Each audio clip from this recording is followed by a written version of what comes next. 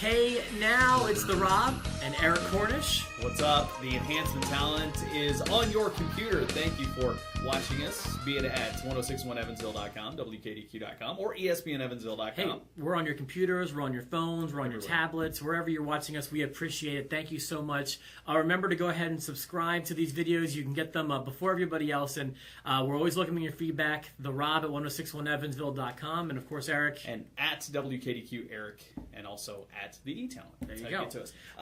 Let's and it's free. You don't have to pay $9.99. By the way, that's true. So last night, and I know you didn't get a chance to watch it, but on the El Rey Network was the debut of Lucha Underground. I don't think I have the El Rey Network, Mr. Cornish. You don't? You have DirecTV? I do. I have DirecTV, and was able to find it. One of our viewers, Steve, was telling me I need to watch this, but I know I don't even have FXX. I don't have the El Rey Network, but it sounded like it was a pretty good show. You want to tell me about it? Well, it was interesting. I won't say it was great. It's certainly different. But here's what happened. The show opens up with this package, just kind of, it's almost like an ancient Aztec type deal. They kind of explain the traditions of Lucha Libre and the 7 tribes, so whatever, 7 tribes? It was one of these things that, like, how Lucha Libre began in the ancient times. Is this a first show? Is this like a new show? This is brand new show, and it just started. So then we start in this interesting. I don't know how to describe it. It's a soundstage basically, but they keep describing it as like an underground pit, dingy, dirt, and they keep describing it as dingy and dirty and hot, which I don't think you really need to describe. We can tell that it's an odd looking place. It almost sounds like they're going for an ECW arena kind of feel. Kind of, but did you ever watch Wrestling Society X that was on MTV for a while? No, but I know what it is. It kind of has that kind of feel where it is a soundstage, but there's no like rhyme or reason to where these people are sitting. They're in the dark. You don't really see the people. You don't really hear them that much. There were a few times you did. And this is based in Mexico, correct? Well, no. This is actually out of L.A. So, okay.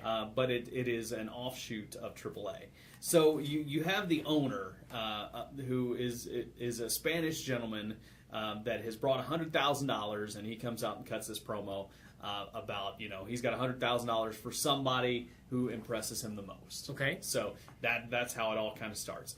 Then you have the opening contest, which is Blue Demon Jr. going up against Chavo Guerrero Jr. And of course, decent match. Blue Demon Jr. is kind of a little over the hill.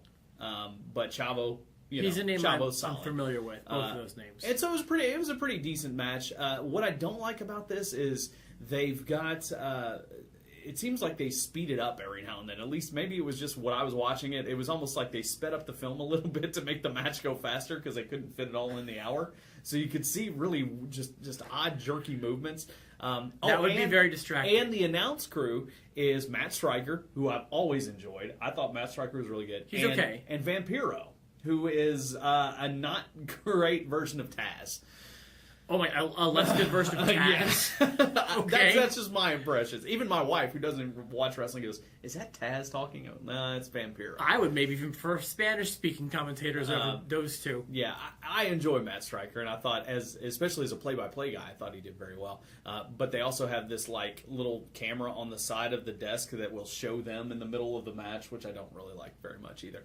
But let's say the match was decent. It was an odd finish with Blue Demon Jr. Making Chavo tap out.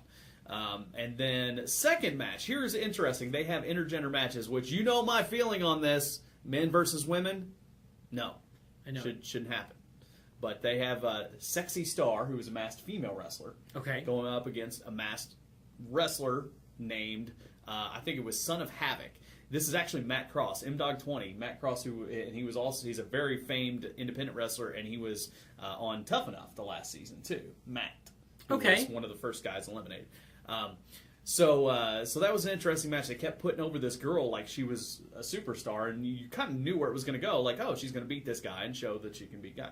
But she didn't. She lost to him, and then they continued to put her over. Like, how about that Sexy Star? Almost, how about the dude that just beat her? Like, almost they didn't beat even, a guy. Yeah, she almost did. So I thought that was odd booking. But then the main event was phenomenal, and even on paper it's great because you have Johnny Mundo, John Morrison, taking on Prince Puma, who is Ricochet. Who I know Ricochet. I've known him for a long time. Kid out of Paducah, Kentucky, that started wrestling when he was 13 years old and has made a huge name for himself overseas. They just put on a clinic, a great match that ended with them shaking hands, and then this owner comes out with his $100,000 like he's going to present it to Johnny Mundo, who won the match, but instead his goons jump in and attack them at the very end. And Ezekiel Jackson, now known as Big Rick, is the man that kind of did all the damage, and that's how the show ends. And they give the boss turns heel and gives the $100,000 to him. Rico Grande. Yes, there you go. Overall, the action was really good. I don't like the facility that they do the matches in. The announcing is decent. And then the backstage segments almost look like something out of... You ever watch The Soup? You ever watch Clipos Magnificos? Looked like something out of like the Mexican soap operas. Worse than the fake backstage promos at TNA. With this guy talking to Conan. Conan sitting there with his cane. Conan is actually the mentor of Prince Puma. I see. In this show as well. So that was a little cheesy.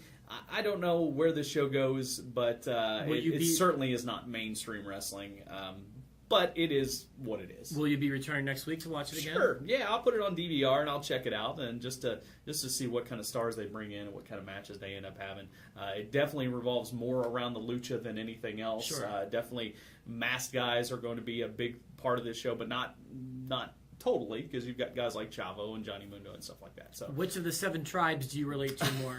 If I ever figure out what they are, then maybe I'll figure that out. I recently left the Anawai tribe to join up with the Tatanka tribe, the Buffalo tribe. I got you. Well, I will get you a copy and make sure you get to see it. I'll watch it. And what's it, an hour? It was an hour. Okay. Yeah. So if anybody has the El Rey network, look for it, because you might have it and not even know.